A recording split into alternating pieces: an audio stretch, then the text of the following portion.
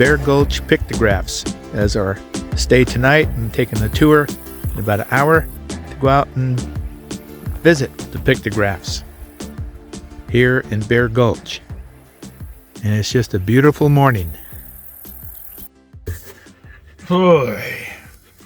Well, we left Jordan this morning, Montana, and we're here at a harvest host out in the prairie lands of Montana in a place called Bear Gulch.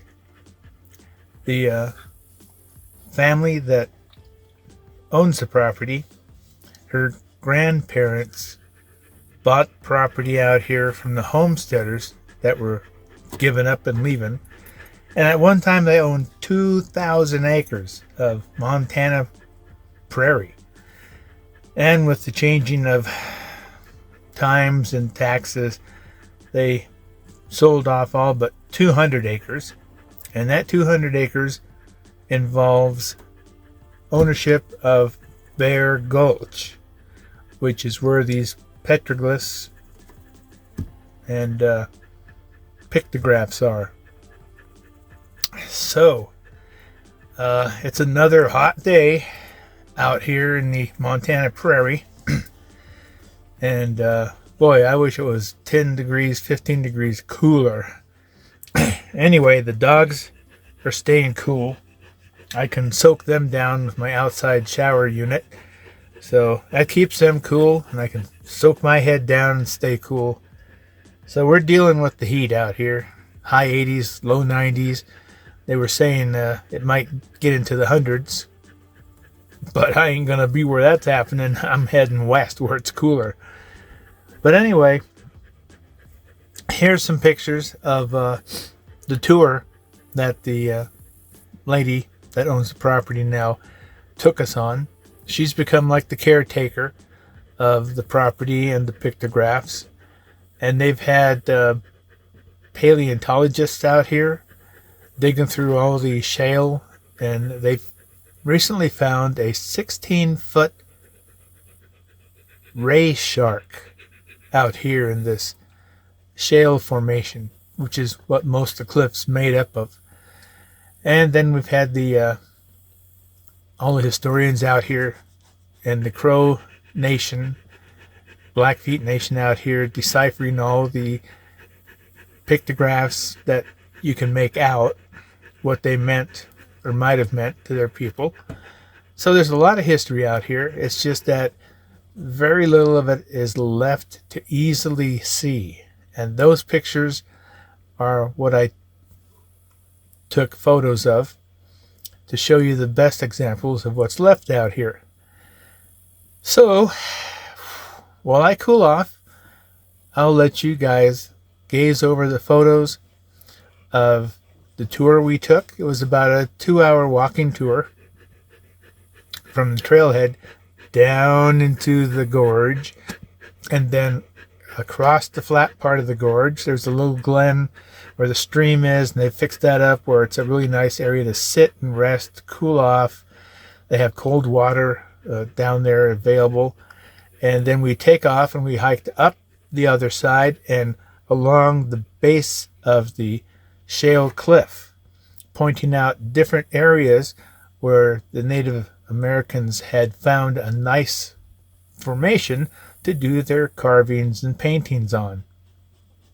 And after we went across a section of the cliff down there where most of them are, we turned around and came back. This is the trail down to the gully and the pictographs. That they got here is on display at the Smithsonian. Here is the white-haired lady that is the landlord and tour guide. She is a walking history book of the era, covering the pioneers and the geology of Bear Gulch. The shale slope to the left is where paleontologists found a fossil skeleton of a 15-foot prehistoric ray shark. The tops of the gulch across the valley and on our side were once at the bottom of a shallow sea flowing through the center of Montana. Heading further down, you see the meadow below that we are heading to. The walls are made of thin shale that has been deposited like a deck of cards, then compressed over time to make up the walls of Bear Gulch. At the bottom is an area of trees and a meadow with an outhouse. We rested under cover of a grove of trees and enjoyed a cold bottle of water as the guide tells us about the area's history of Native Americans and pioneers that passed through this area long ago. We then depart and take the trail up to the base of the shale cliffs as our guide points out various pictographs scattered across the walls of the cliff.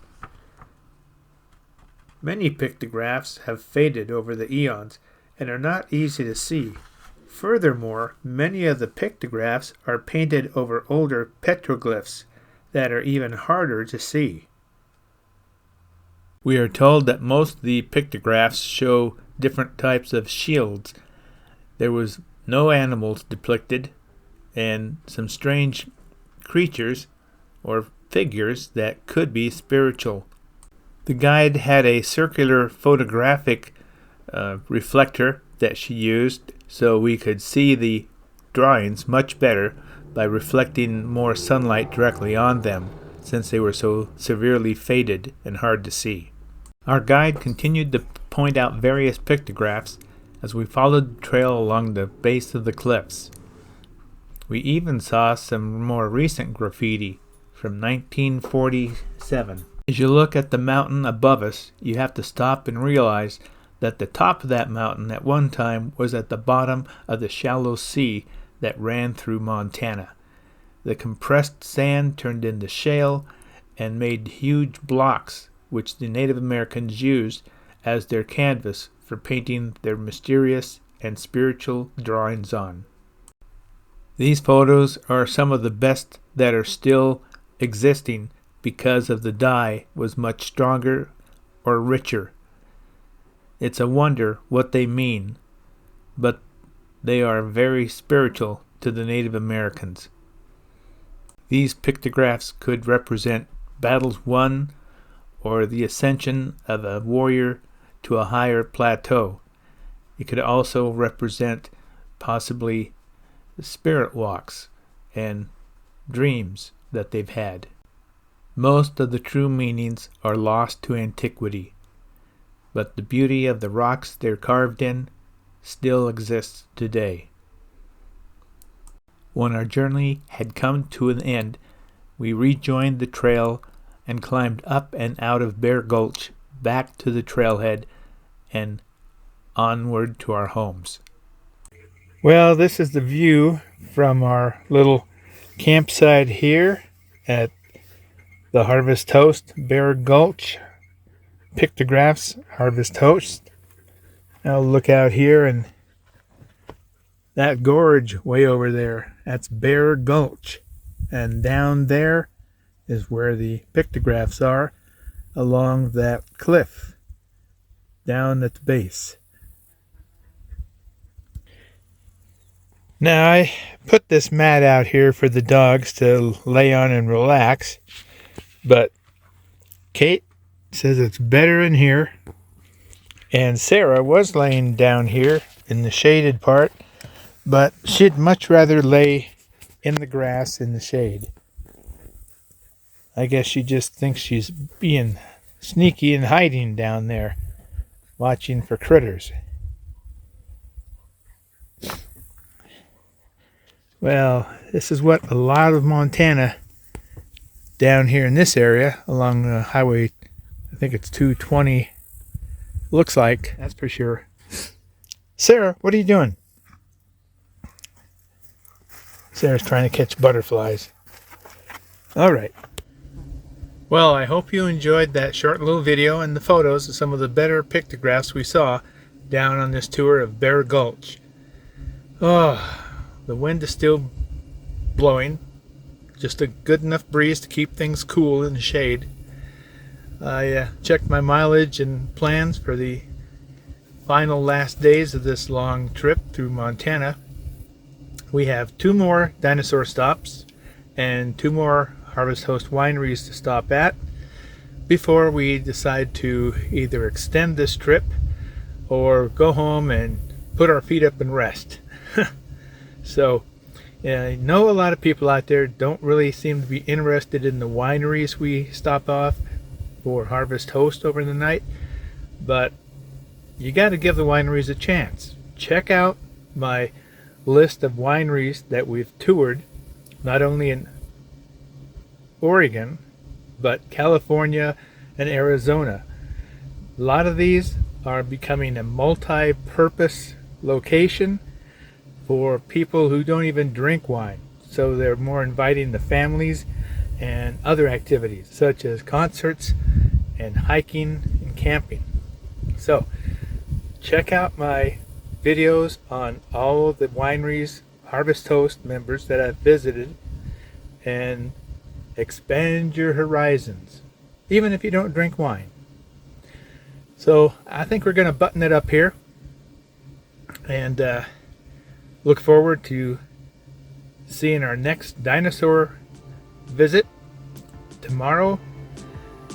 And then after that, we're going to finish this dinosaur trail at the Museum of the Rockies. And after that, hit a few wineries on the way home. And go back to the west side of the mountains where it's cooler. So, like the girls and I always tell you, we wish you happy trails and woof woof. Catch you later.